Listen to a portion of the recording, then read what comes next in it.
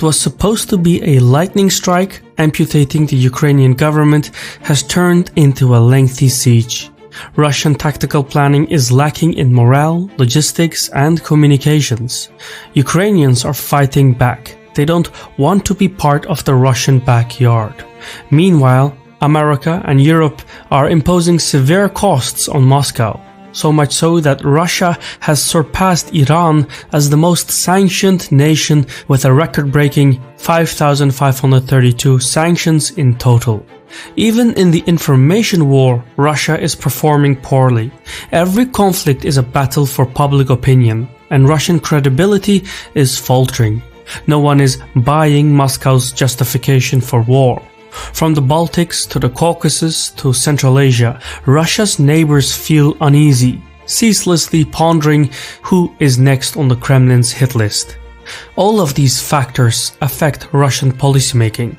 It's clear as day, by invading Ukraine, Putin has made the biggest strategic blunder of his life. Even if the Russian army were to win every battle and take every city, Russia would still lose the war. It wouldn't be able to secure Ukraine at large. Winning the hearts and minds of the populace would be an impossible task. And for as long as Ukrainians stand tall, Russia is headed to strategic defeat.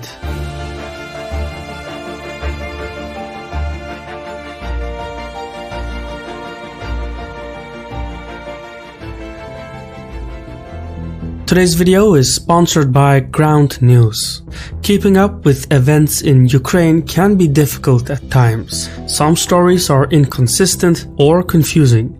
Recently, President Biden announced that he was sending more anti-aircraft, anti-armor weapons, and drones to Ukraine.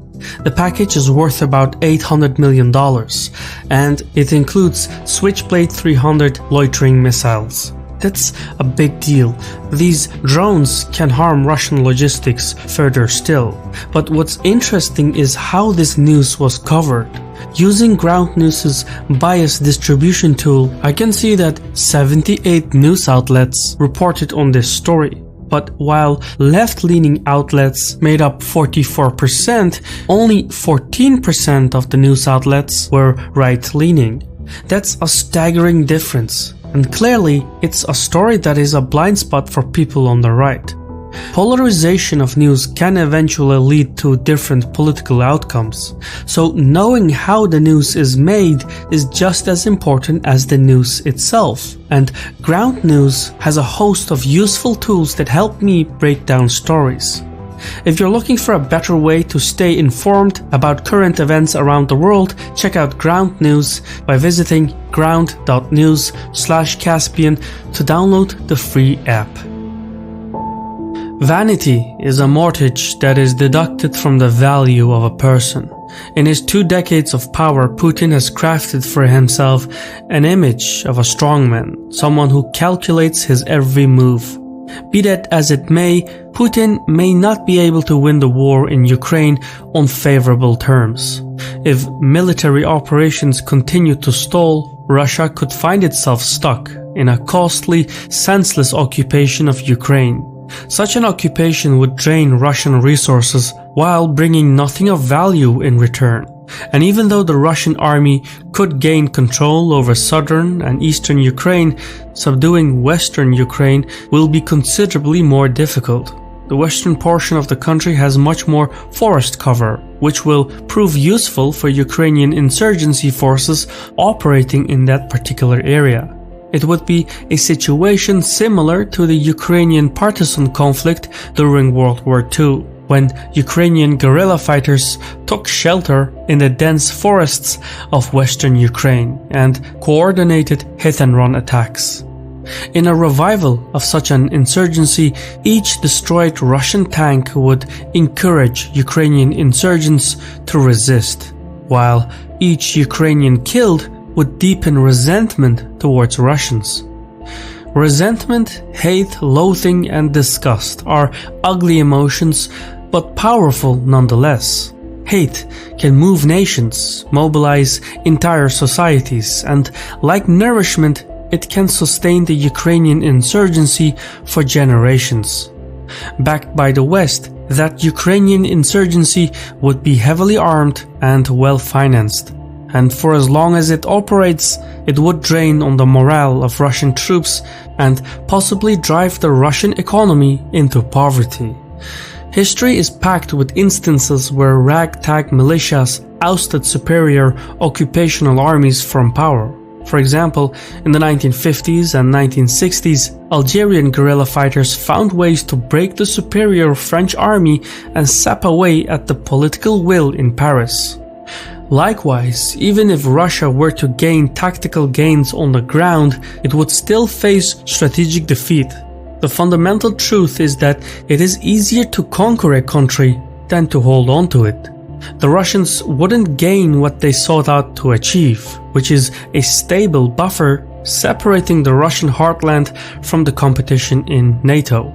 The unintended consequences of the war, consequences such as sanctions and insurgents, would be exhausting for the Russians since they went into this war with wildly different expectations. By its own design, Russia would involuntarily enter into a proxy conflict playing out right before its front yard. Now, Putin has always been a gambler, and a reckless one at that. In 2019, the editors of the Financial Times newspaper asked him if his appetite for risk-taking had increased or decreased with each passing year. Putin responded by citing a Russian phrase. Не увеличилось, не снизилось. Риск всегда должен быть оправданным. Но это не тот случай, когда можно применить известную такую веселую расхожую фразу. Кто не рискует, тот не пьет шампанского. Это не тот случай. Putin took considerable risks in Georgia, Syria, Crimea, and Donbass, forcing Western policymakers to accommodate, cooperate, and negotiate with him. And while those risks paid off, his Ukraine gamble is already showing signs of blowback. One of the most perplexing shortcomings is that there seems to be no political plan for the day after. What happens after taking Kiev is unknown. The Kremlin could muster a secret police to subdue the Ukrainian population. It could also stage an election and put in power a pro-Russian government body in Kiev. Call it Vichy Ukraine, but the authority of that body would be questioned by foreigners and Ukrainians alike. Much like the American lack of political planning in Iraq and Afghanistan, Russia would enroll in an unwinnable occupation. Instead of a stable buffer space that the Russians wanted, Ukraine would turn into a highly volatile conflict zone that could also spill over into Russian territory. The ultimate result would be the opposite of what the Russians set out to achieve. What's more, a quagmire in Ukraine wouldn't be something the Russians could walk away from, since it wouldn't be some faraway overseas operation, but a large neighboring state. The Ukrainian public would likely reject Russian occupation as much as they would reject puppet rule in Kiev, and no amount of repression would change the hearts and minds of Ukrainians. Going by this, Russia has already failed in its chief objective. It wouldn't be able to hold on to Ukraine in the long term. Now, admittedly, the new puppet government in Kiev, with the aid of Moscow, would have more success in eastern and southern Ukraine. But Putin wouldn't be able to turn Ukraine into a submissive state like Belarus. The Russian occupation and subjugation of Ukraine could never work in practice owing to Ukraine's territorial size and the population's recent memory. So while in the past Putin rejected Ukrainian nationhood, calling it an artificial state, a creation of Lenin, he cannot undo Ukrainian identity. That genie is out of the bottle. As much as the Russian leadership wants, they will not be able to assimilate Ukrainians into the Russian identity. No amount of repression can change that. In fact, by kicking the hornet's nest, the Russian occupation is actually strengthening the Ukrainian perception of nationhood, bringing it much needed unity. The sense of shared communal experience is strong, always has been. Nations, after all, are born on the battlefield and forged by stories. With each passing day, new stories are added to the Ukrainian chronicles. Think of the president who refused to flee the capital, the soldiers from Snake Island, the ghost of Kiev, or the woman who told Russian soldiers to put seeds in their pockets so sunflowers will grow when they die. Some of these tales are not entirely accurate, but that matters little. These are the stories that nations are built from, and it's a force that is nearly impossible to combat. Meanwhile, on a global level, the sanctions imposed on Russia would split the country from the globalized economy. Capital flight will become a daily reality, foreign investment will dwindle, technology transfers will cease, and innovative firms will look to leave the country. Even hydrocarbon markets could close businesses in Russia, which would make it nearly impossible to reform and modernize the Russian economy.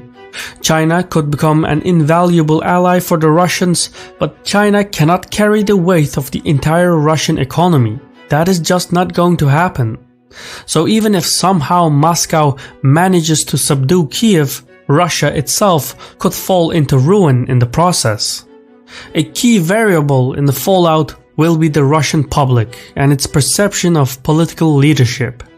In the past, assertive military policies proved popular at the polls. The Syrian intervention and the Crimean annexation performed well for Putin's approval ratings. However, Ukraine is close to home. It holds an entirely different meaning for Russians.